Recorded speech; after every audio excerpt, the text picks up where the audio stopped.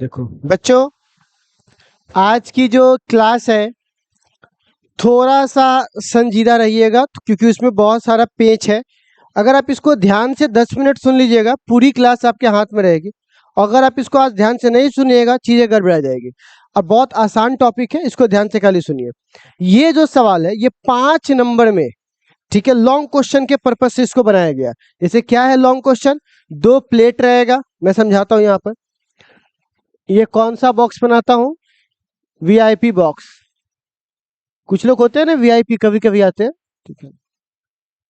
तो बउआ, आपको मैं बता चुका हूं कि अगर कोई पैरेलल प्लेट कैपेसिटर होगा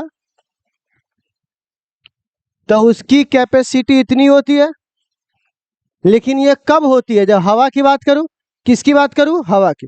लेकिन अगर मैं इसके अंदर मीडियम डाल दूं, ऐसे मीडियम डाल दिया, तो याद होगा हमने इसकी कैपेसिटी लिखी थी अपसाइलेंट आर, अपसाइलेंट नॉट,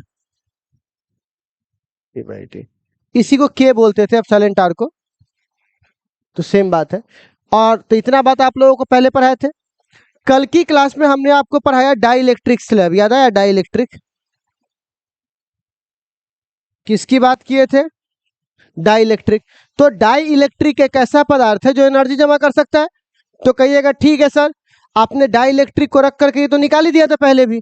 नहीं, प्रॉब्लम यह है कि ये जो है वो तब फॉर्मूला काम आता है जब पूरा भरा हुआ हो। क्या जरूरी है कि हम पूरा भर के रखेंगे, हम आधा भी तो भर सकते हैं स्लैब को। ये जो मैंने पूरा भर दिया है आधा भी तो भर सकते हैं, 1/3 भी तो भर सकते हैं। तो ये डायरेक्ट वाला हुआ, लेकिन अभी इसका जनरल फॉर्म हम लोगों ने नहीं देखा है। तो आज की क्लास में हम लोग क्या पढ़ने वाले हैं कि जब किसी डाई इलेक्ट्रिक स्लैब को पैरेलल प्लेट कैपेसिटर में डाला जाता है तो उसकी कैपेसिटी कितनी होती है। ठीक है, अब सवाल है इस टॉपिक को बताने के लिए कुछ फॉर्मूला की आवश्यकता पड़ेगी। कौन कौन सा फॉर्मूला, तो याद कीजिए कल की क्लास में पढ़ाए थे, पढ़ाया था ऐसे के, पढ़ाया था, ठीक है। अच्छा, और मैंने आपको पढ़ाया था, देखिएगा, ठीक है, एक और चीज पढ़ाया था, ई बराबर याद है माइनस डीवी बट्टा डी आर, पढ़ाए थे। चूंकि अगर माइनस की बात ना करूं और वोल्टेज को बड़ा कर दूं तो लिख सकता हूं वी बट्टे आर, डी को बड़ा कर दूं तो, अच्छा, और भी बराबर क्या लिख सकता हूं, ई गुने आर। कोई दिक्कत, ये पहली वाली कहानी है। अब सवाल आता है, आप लोगों ने कैपेसिटी पढ़ा है क्यू बराबर सी भी, तो बताइए सी बराबर क्या होता है। ठीक, अच्छा, एक बात और, आपने ये चीज और पढ़ा होगा कि 2 प्लेट कितने सीट अगर हो, 2 सीट, तो गॉस के नियम में पढ़ाए थे कि 2 सीट के द्वारा इलेक्ट्रिक फील्ड का मान होता है अपसाइलेंट बट्टा सिग्मा नॉट, पढ़ाए थे आपको। 1 सीट के द्वारा होता है सिग्मा बट्टे 2 एप्सिलॉन नॉट, तो 2 सीट के द्वारा कितना होगा, सिग्मा बट्टे। अच्छा, अब सवाल है सिग्मा की वैल्यू होती है, पढ़ाए थे आपको, surface charge density Q upon sigma. इतना ही टॉपिक का आज हम लोग इस्तेमाल करके आज के फॉर्मूला को निकालेंगे। ठीक है, तो सबसे पहली बात, टॉपिक आप लोग एक बार मैं हेडिंग दे देता हूं पहले।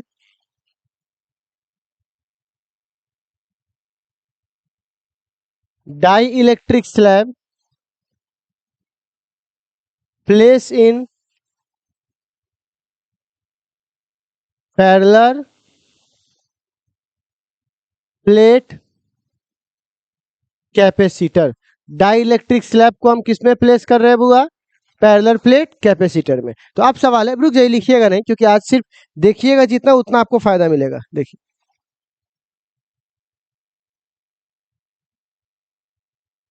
ये हमने पैरेलल प्लेट कैपेसिटर लिया, ठीक है। प्रोसेस पे फोकस करना, रिजल्ट पे नहीं, क्योंकि यहाँ की पढ़ाई का सिस्टम क्या है कि सब फॉर्मूला आ जाए यही मेन हुआ, नहीं, फॉर्मूला बदल जाएगा। आप फोकस कहाँ करना, प्रोसेस पर, कि एक स्टेप के बाद अगला स्टेप कैसे किए, अगला स्टेप के बाद अगला स्टेप कैसे किए। क्योंकि जब तक ये नहीं जानेगा 5 नंबरी कैसे रट के तुम जाओगे एग्जाम हॉल में, तो तुमको स्टेप पे ना ध्यान रखना पड़ेगा, ठीक है ना। तो देखो कैसे स्टेप करता हूँ। तो वो एक बात बताइए, सबसे पहली बात, इसकी एरिया कितनी थी, इसकी मोटाई कितनी थी, याद है पहले वाला कहानी, ठीक, अच्छा। अब हमने इसमें क्या किया, स्लैब डाल दिया। क्या डाल दिया बुआ, स्लैब। तो क्या ये स्लैब पूरा डालना है, नहीं, अभी पूरा स्लैब नहीं डालना है, बल्कि कुछ भाग हमने डाल दिया इसके अंदर। अब कुछ में हवा है, तो कुछ में हवा है, और ये मीडियम है, क्या है बुआ, ये मीडियम। अच्छा, तो जरा है मीडियम, तो इस मीडियम का डाइलेक्ट्रिक कांस्टेंट कितना होगा, के। कितना होगा, के। अच्छा, इसकी मोटाई होगी ना इस स्लैब की, तो इसकी मोटाई हम लोग कितना मान लेते हैं बुआ, टी। कितना मान लेते हैं बुआ, टी। अच्छा बताइए, इतना तक में समझने में कोई डाउट, देख लीजिए। एक एक स्टेप के बाद मैं आपसे डाउट पूछ लूंगा, कोई दिक्कत इतना तक समझने में नहीं है। चलिए आगे बढ़ू। ठीक। अब प्यारे बच्चों, अब अगर हमको निकालना है क्या बुआ, ध्यान से देखिए, सी। क्या निकालना है, तो सी से पहले क्या निकालना पड़ेगा, बिना भी निकाले हुए तो हम सी नहीं निकाल सकते। तो हमारा फोकस सी निकालने पे होना चाहिए कि हमारा फोकस वोल्टेज निकालने पे होना चाहिए, वोल्टेज। तो अब सवाल है, वोल्टेज कैसे निकालेंगे, तो यहां पे बोलेंगे वोल्टेज टोटल। क्या बोलेंगे बुआ। अच्छा, मैं आपसे एक सवाल पूछता हूँ, एक्के गो आग जल रहा है, आग का एक्के गो भट्टी है, क्योंकि एग्जाम्पल से आप अच्छा दिमाग पकड़ लेते हो। एक्के गो भट्टी है आग का, और मैं उसमें दो चीज रख रहा हूँ, एक लोहा और एक सोना, एक्के गो आग की भट्टी में। तो बताइए दोनों क्या सेम गर्म होगा या अलग अलग रूप से गर्म होगा।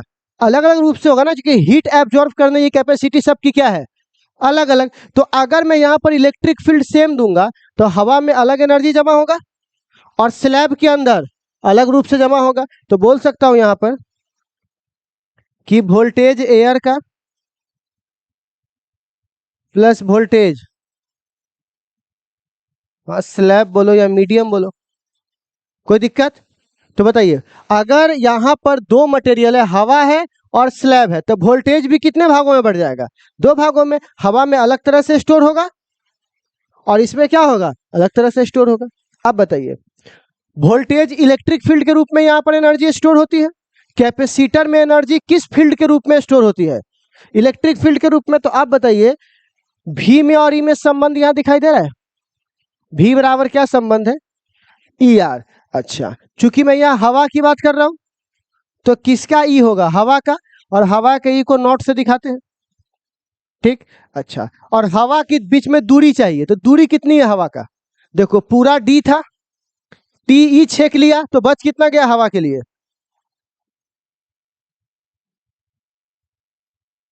कोई दिक्कत किसी को भी। अब देखो प्लस भी बराबर फिर से क्या फॉर्मूला है, तो ई के जगह यहां पे लिखेंगे ई मीडियम, और मीडियम की थिकनेस कितनी है, नहीं नहीं टी। बोलिए, इसमें कोई डाउट है तो बताइए, इस प्रोसेस में देखिए आराम से, किसी को कोई कोई दिक्कत है तो बताइए। मैं जितना सिंपल फॉर्म हो सकता था उतना सिंपली मैंने कर दिया, इससे सिंपल क्या ही होगा आपके लिए। आप बोलिए, कोई डाउट आपको, नहीं। अब वो देखिए, अब देखो यहां पर एयर है, लेकिन यहाँ पे मीडियम है, तो मैं मीडियम को भी एयर में बदल लूंगा, तो फायदा क्या होगा, ई हमारे इस दृष्टिकोण से बाहर निकल जाएगा। तो कैसे बदलेंगे, तो यहां देखिए, देखिए ई नॉट बट्टा ई एम बराबर के। तो आप बताइए, यहां से ई एम बराबर क्या होगा, ई एम इधर चल जाएगा, और के कहां चला आएगा, नीचे। तो इसको जस के तस रहने दो।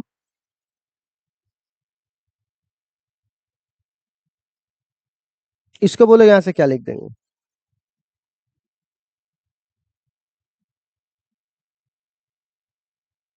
कोई दिक्कत नहीं।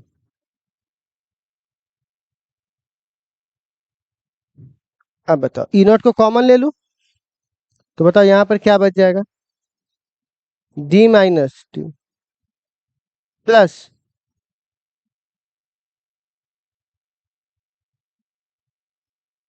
कोई डाउट इसमें नहीं। अच्छा, ई नॉट, तो कितने प्लेट्स की बात हो रही है, दो प्लेट्स, तो दो प्लेट्स के लिए बचाओ, तो बताओ तो यहाँ पर कितना वैल्यू होता है, सिग्मा बट्टे अब साइलेंट नोट। तो अब यहां से बताइए, सिग्मा बट्टे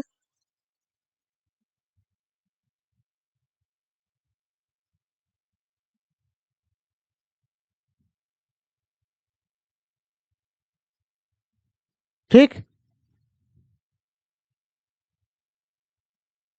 सिग्मा का मान बोलिए क्या है,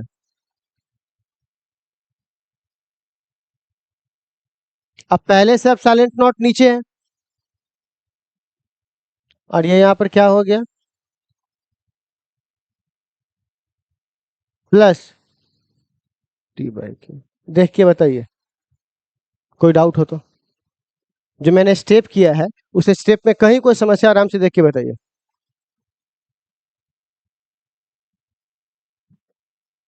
कोई डाउट नहीं? चलिए आगे बढ़ू बाबू। अब बताओ, मैंने भी निकाल लिया, हमारा मकसद भी निकालना था कि हमारा मकसद सी निकालना था? अब देखो खत्म है कहानी। कितने में यहाँ पर थोड़ा चल लेते हैं ना, ठीक है। तो आप बताइए कितने में यहाँ पे वोल्टेज है, एयर और मीडियम। मैंने चुपचाप इसका प्रोसेस किया, किसका मान निकल गया, भी का।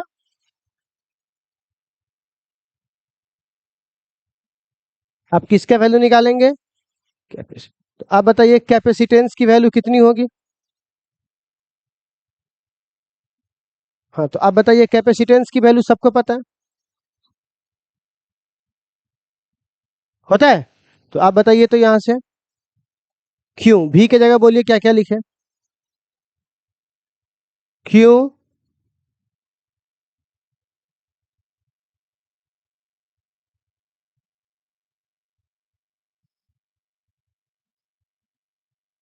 ठीक, चाय भी लेते हैं थोड़ा। क्यों से क्यों कट गया, तो सी बराबर ये ऊपर चला जाएगा, तो क्या हो जाएगा, ए अपसाइलन नॉट बट्टा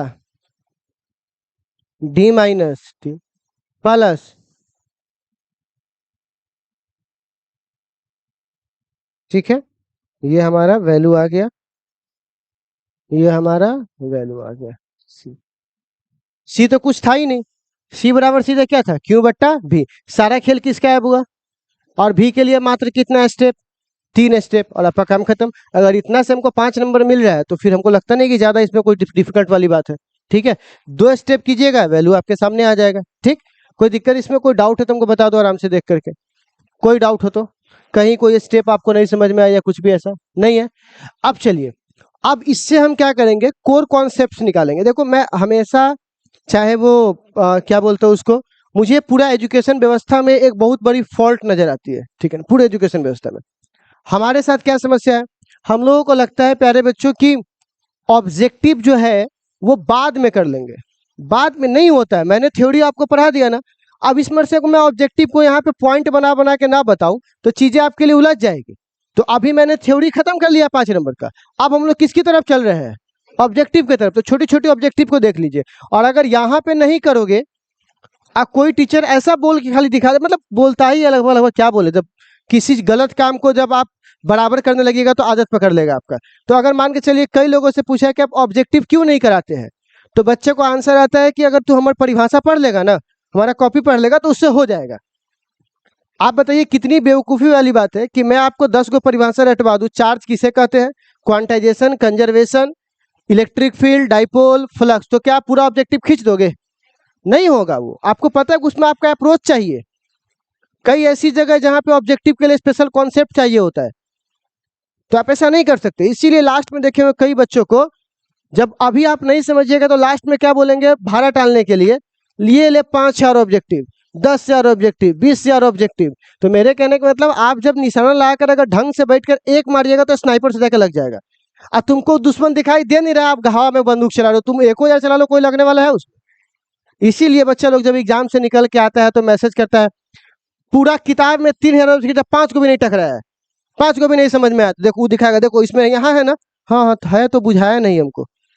कैसे बुझाएगा, क्योंकि पहला के दूसरा के बी करोगे तो नहीं ना बुझाने वाला है। इसके लिए आपको topic by topic he objective पढ़ना पड़ेगा, दूसरा और कोई उपाय नहीं है। इसलिए टॉपिक बाय टॉपिक देखना है।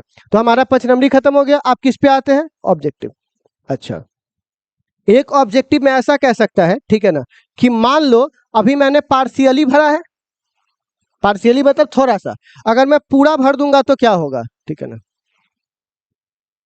ठीक है, पूरा।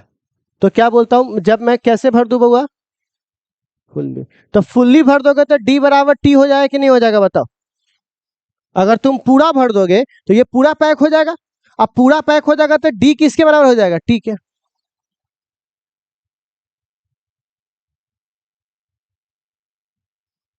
ठीक, तो तुम डी बराबर क्या कर दोगे बउआ, टी। इसमें कोई दिक्कत? अब बताओ तो इस वाले फॉर्मूला में सी बराबर ए,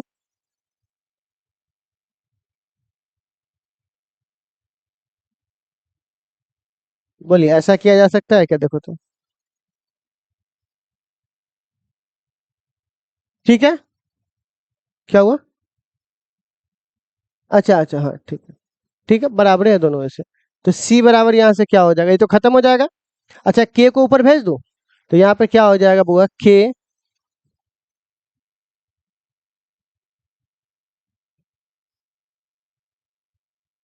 और देखिए यही बात यहाँ था ना? तो आप कहिएगा ठीक है, तो फिर इतना करने की क्या आवश्यकता है, यही लिख देते। अच्छा ठीक है, अगर ये बोलेगा हमको पूरा ना भर के आधा भरना है, मतलब आप टी बराबर डी बाई टू कर दे, तो क्या उससे बन जाएगा?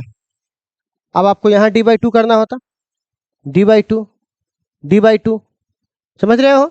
तो यहाँ पर आपको फिर अलग आता, फिर डी बाई थ्री बोलता तो टी की जगह कितना रख देते, D by three, D by three. तो अब मैंने आपको जनरल फॉर्मूला दे दिया जिससे आप कुछ भी बना सकते हो इसको चेंज कर करके। ठीक है बच्चे लोग, इतना बात समझने में कोई डाउट आपको, बोलना।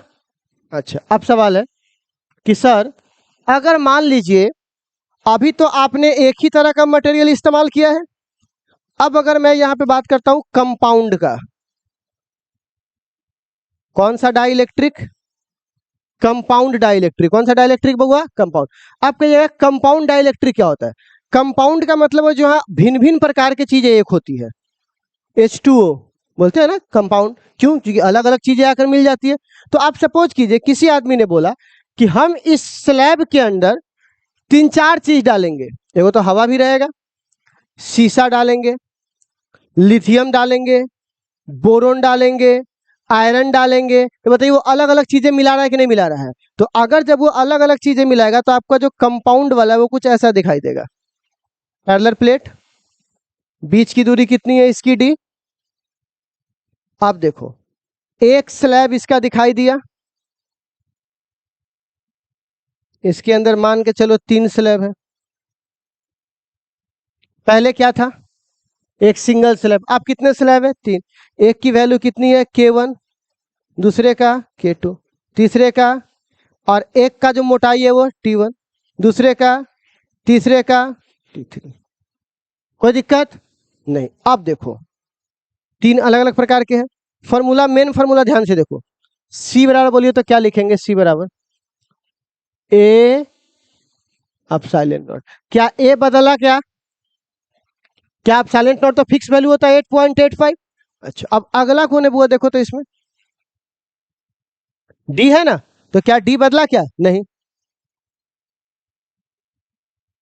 D minus. आप ध्यान से देखना यहाँ पर, ठीक है ना बउआ, यहाँ पर टी था तो टी घटाए, यहाँ की टोटल थिकनेस टी नहीं है बल्कि T1 plus T2 plus T3। तो आप जो यहां से घटाएंगे वो कितना घटाएंगे, T1 plus T2 plus T3। और होता तो और घटाते, ठीक। प्लस यहां पर क्या था, उस स्लैब की थिकनेस और बट्टा उसका कांस्टेंट, ये दोनों का रेशियो था। तो एक गो स्लैब था तो एक गो रेशियो, यहाँ तीन गो स्लैब है तो लिखना पड़ेगा T1 बट्टा K1 प्लस T2 बट्टा K2 प्लस T3 बट्टा K3। ठीक है,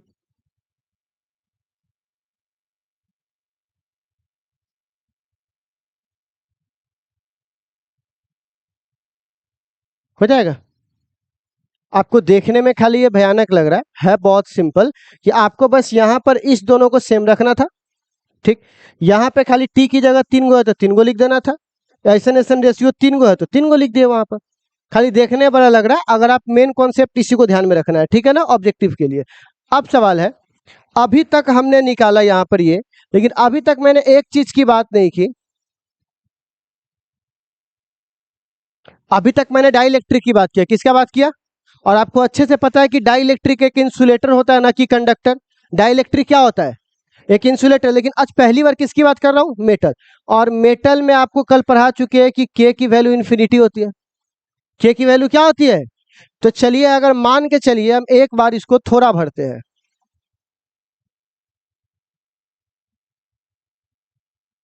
ठीक, तो आप बताइएगा जरा सी का मान, सी का मेन फॉर्मूला यही है, इसको देख के बताओ सी का मान कितना होगा।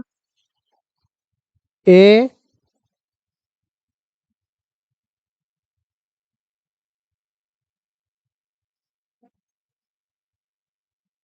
इन्फिनिटी, किसी चीज को इन्फिनिटी से भाग दो तो क्या हो जाएगा, जीरो। तो आप बताइए सी बराबर यहां से क्या आ जाएगा, ऑब्जेक्टिव हो गया। ठीक, या अगर ऐसा बोले कि हम पूरा भर देते हैं, पूरा भर दिए, ठीक, पूरा भर दिए, तो बताइए ऐसे केस में तुम जो सी, वो जो डी है वो किसके बराबर हो जाएगा। ठीक है, तो आप बताइए सी बराबर क्या होगा।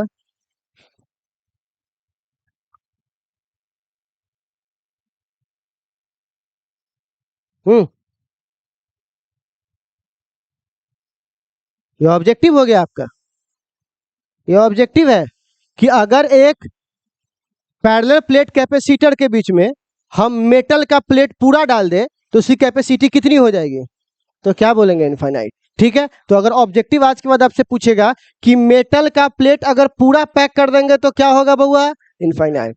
ठीक है, अगर मैं इसको 4-5 बार अभी जोर से चिल्लाऊंगा हुआऊंगा तो आपको लगेगा कि हाँ समझ में आएगा, 4 बार हम बोलेंगे, 5 बार आपसे बोलवा लेंगे, लेकिन सवाल है कैसे, इसका क्या मतलब निकला, ये तो मैथमेटिकल तुमको समझ में आ गया, पर इससे मतलब क्या निकला, इनफाइनाइट कैपेसिटी का मतलब। तो चलो मैं आपको समझाता हूँ। जैसे अगर मान के चलो किसी का शादी हो रहा है और उस शादी में वो क्या कर रहा है, रसगुल्ला की बात कर रहा है, तो सपोज करो एक आदमी आपसे रसगुल्ला लाई, तो दे दिया आपने, खा लिया। दो मांगा, दो दिए, दो खा लिया। अब वो जाके शिकायत कर रहा है उस मालिक से कि देखो रसगुल्ला 4-5 के मन, दही ना रे, कितना खा देते दही, तो तुमको ही पता है कि 15-20-25 पे वो रह जाएगा, अगर उतना खाना भी होगा तब भी, तो वो देगा, कोई दिक्कत उसको नहीं है। तो बताइए उसकी एक लिमिट पावर है कि नहीं, पर अलग अलग लोगों की अलग अलग होगी, कोई 4 खा सकता है, कोई 5, कोई 10, कोई 8, इस तरह से रसगुल्ला खा सकता है। लेकिन अगर मान के चलो कोई आदमी ने रसगुल्ला दिया और वो रसगुल्ला को लेकर के, ठीक है ना, यहाँ से ले रहा है और वहां बाहर किसी को दे दे रहा है, और वो बाहर अपना रूम में पैक कर रहा है, तो बताइए अगर इस तरह से चलेगा तो उसका पूरा का पूरा रूम खाली हो जाएगा कि नहीं हो जाएगा। लेकिन क्या वो रसगुल्ला का जो ट्रांसफर वो रुकेगा, तो क्या एक बात बताइए, लोग बोलेगा ना कि रे अब वो नहीं देख रहा तुमको पीछे देते हुए, तो वो क्या बोलेगा, ये करता अनंत पावर है। क्यों बोलेगा, क्योंकि तुम जितना रसगुल्ला दे रहे हो सब साफ हो जा रहा है, तो तुम्हारे बारे में वो क्या बोलेगा कि इसकी जो रसगुल्ला रखने की, खाने की जो क्षमता वो कितनी है, अनंत है। लेकिन सवाल है कि हम रख कहाँ रहे, रखते तब ना अनंत पता चलता, रखते तब ना उसका कोई अंत होता, हम तो सीधे ट्रांसफर कर रहे हैं, तो ट्रांसफर करेंगे तो कोई अंत है इसका। तो एक बात बताइए, इंसुलेटर अपने अंदर से करंट को पास करने देता है क्या, नहीं करने देता है। इंसुलेटर कहता है, डाइलेक्ट्रिक कहता है हम रखेंगे लेकिन पास करने, लेकिन कंडक्टर क्या कहता है कि प्लस आएगा, इधर क्या होगा माइनस, हम तुरंत क्या करेंगे, प्लस से माइनस को मिला देंगे, मतलब अगर एक तरफ प्लस है और एक तरफ क्या है माइनस, तो इंसुलेटर बोलेगा हम जाने, क्योंकि हम भैया से वादा करके आते हैं कि हमारे अंदर से कोई चार्ज पास। कंडक्टर बोलेगा हमारे से तो ऐसा कोई बात, आओ जाओ आराम से।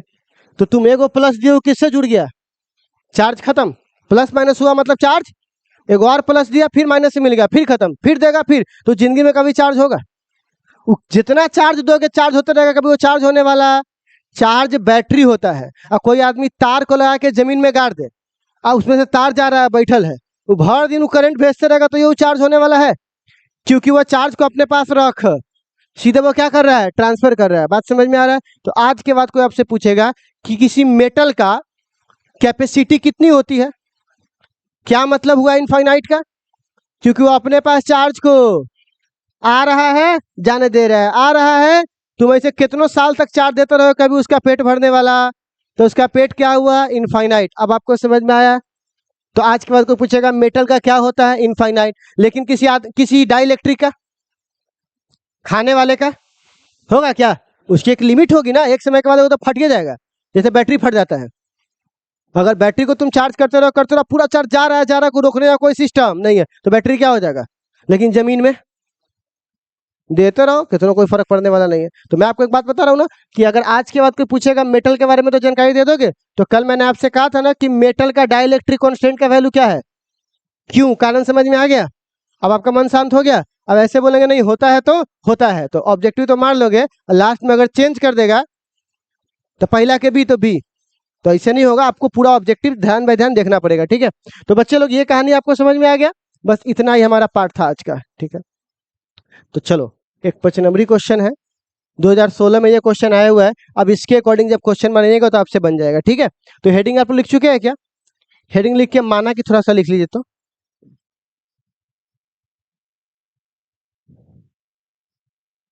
आपका 5 नंबरी कहाँ तक है? इस जगह तक, इसके बाद सब क्या है? ऑब्जेक्टिव है, ठीक है।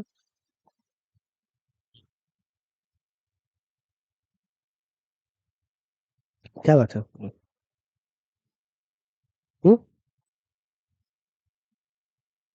लड़का नहीं आता है, भाग गया? अच्छा ठीक है, बात करवाते हैं।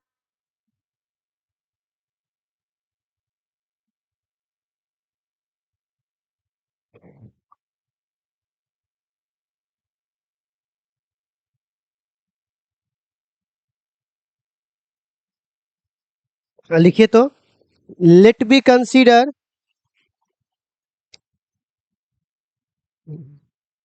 Late be consider, let be consider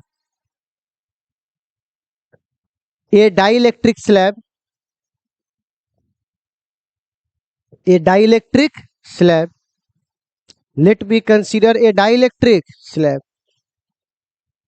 slab of of thickness, thickness मतलब मोटाई नहीं होता है, th वाला, thickness t of thickness, thickness t and thickness t, छोटा वाला t लिखवा है ना यहाँ पे, thickness t and dielectric constant k,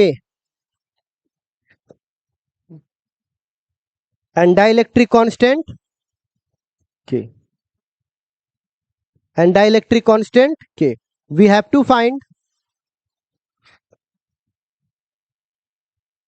we have to find capacity, अच्छा कैपेसिटेंस लिखो, we have to find capacitance, capacitance क्या फाइंड करना है हमें? कैपेसिटी। इतना बात समझ में आ गया आप लोगों को? चलिए इस पे आप काम कीजिए आप लोग।